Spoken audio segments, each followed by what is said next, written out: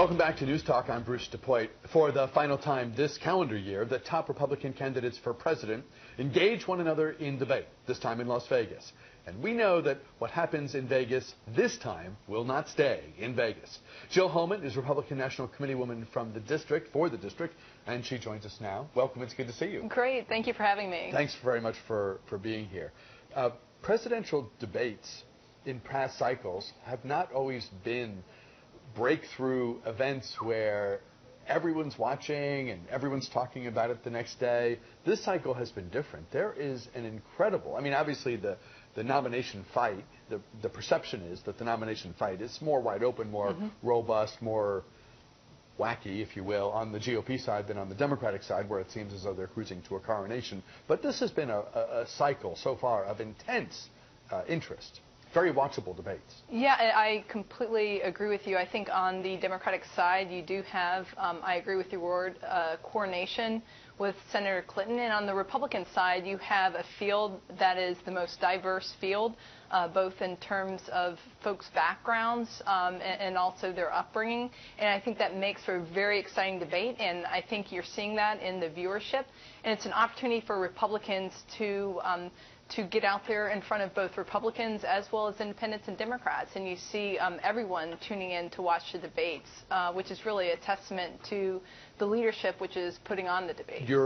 Because you have an official party post, you're a Republican National Committee woman for the District of Columbia, you're publicly neutral on the individual candidates, but we can still talk about several of them. We can still talk about the candidates in the sense that from an analysis perspective, clearly some are organizationally more sophisticated than others. Some are connecting with the base in a way that others aren't. There are financial differences. Some have raised a lot more money, or their super PACs have, and others are struggling to fundraise. So we can talk about all of that.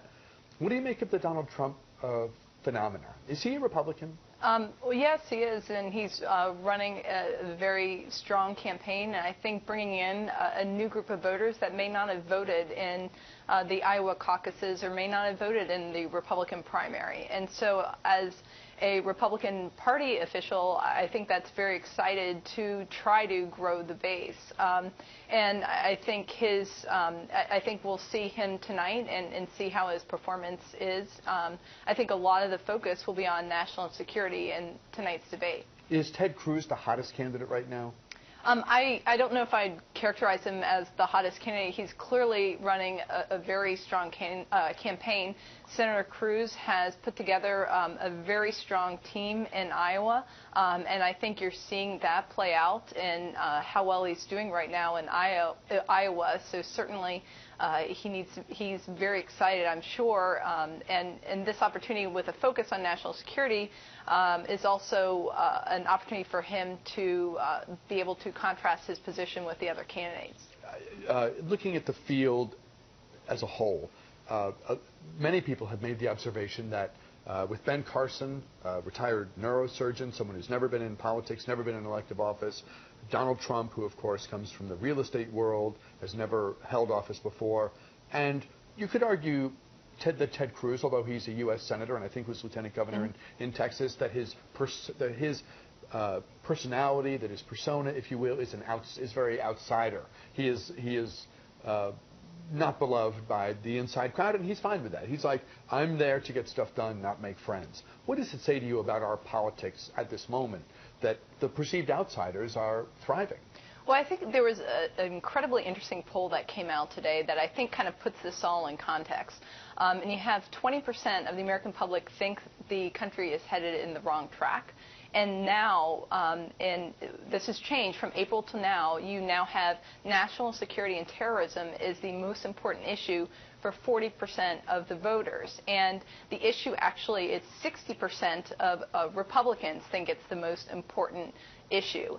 And so one other just important stat is you have 3 out of 4 Americans want a different approach in this president. And so taken all together, I think you have an American public that's concerned about the direction of their country, and I think that's why they're very open to considering alternatives that maybe in past election it was specific government experience that they were looking for. And so I think this, with national security, with concern about the direction of the country, I think it is making the American public look outside of what they may normally look at.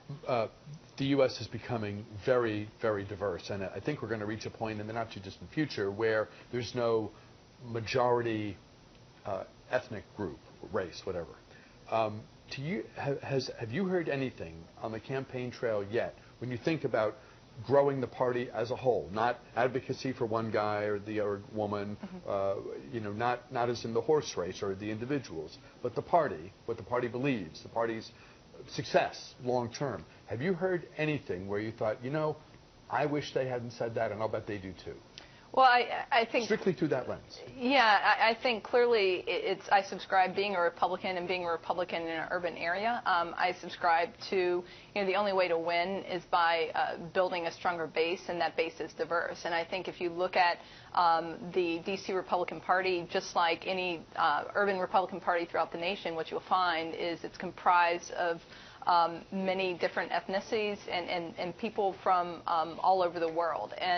And I think that's what it will take to win in these national elections. And I think that's what you see in the RNC Chairman Reince Priebus going out and when he speaks to different communities, Asian Pacific Islanders, Hispanics, African Americans, it's conveying that message that, we want you in the party, and not only do we want you in the party, we want you to be fully engaged and in positions of leadership, because I totally agree, we have a diverse population. Ultimately, of course, this is all about winning the nomination. That requires being first and having the requisite number of delegates. How many delegates will the District of Columbia send to your party's convention next summer? So Washington, D.C. has 19 delegates, and so we actually have more than some other small states and territories. We have more than Vermont, for example, and we actually had just 4 fewer than New Hampshire. And you need just about a round number, 1,300 to win, which puts D.C. about 1.5% of the total. And so given that our convention is going to happen on March 12th. Now, when you say convention, yes. Pardon me, let me just stop you there, because we know the caucus setup, we know, and people are familiar with primary, of course. You go to the polling place like you do any other election. The District of Columbia Republican Party is having a convention to determine delegates. Walk us through that. Sure. So what had happened, the D.C. Council moved our primary back to June 14th. And the RNC, our convention, our national convention, happens on July 18th. And so there was, in our RNC rules, 45 days that we need to be able to certify our delegates, and we didn't have enough time. So the only mechanism for us to have delegates and participate in this process was to hold a convention. And so it's, it's going to be a contested convention. We have, and we're expecting to have a full slate of presidential names on the ballot and their participation in our convention. Do you expect the candidates to come? I've had campaigns, and our executive director, Patrick Mara, is engaged in the day-to-day with the campaigns, but I've had political directors ask me on whether it would be possible for them to come. So, You would think they would. I mean, it's a big city. What happens here will get amplified.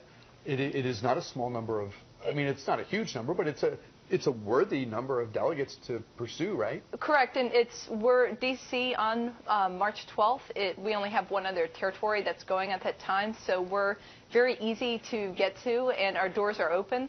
And I think it's important for all D.C. Republicans to understand, if you're a registered Republican, that you, first of all, need to be registered by January.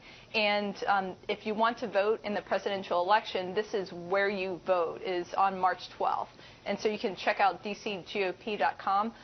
But again, it's important when you go to primary, the primary election on June 14th, that's only for our local elections. The presidential contest happens on March 12th. March 12th. And where will it be? And you're invited. Where will it? Thank you. Where will it be?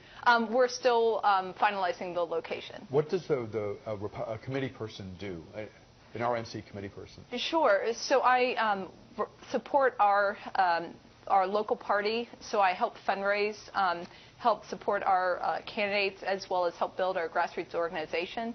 And then I also was elected to the 2016 site selection committee for the 2016 National Convention. So it was a committee of 8 people from the other RNC members, and we selected Cleveland for the National Convention. So it was very much an honor. Ohio, a swing state, of course. Correct. And Cleveland did a fantastic job on really answering the questions and showing their strength and their ability to put together the convention. And you're running for another term.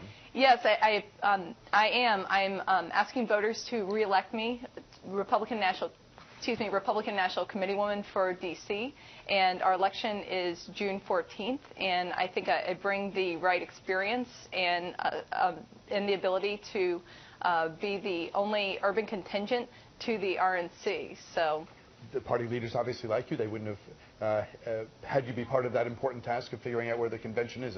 There's always a lot of interest surrounding both parties' selections in terms of their city. Oh, absolutely. Thank you. Jill Homan, Republican National Committeewoman for the district from the District of Columbia. Thanks very much for coming, and we'll talk with you again. Thank you very much. Enjoy the debate tonight.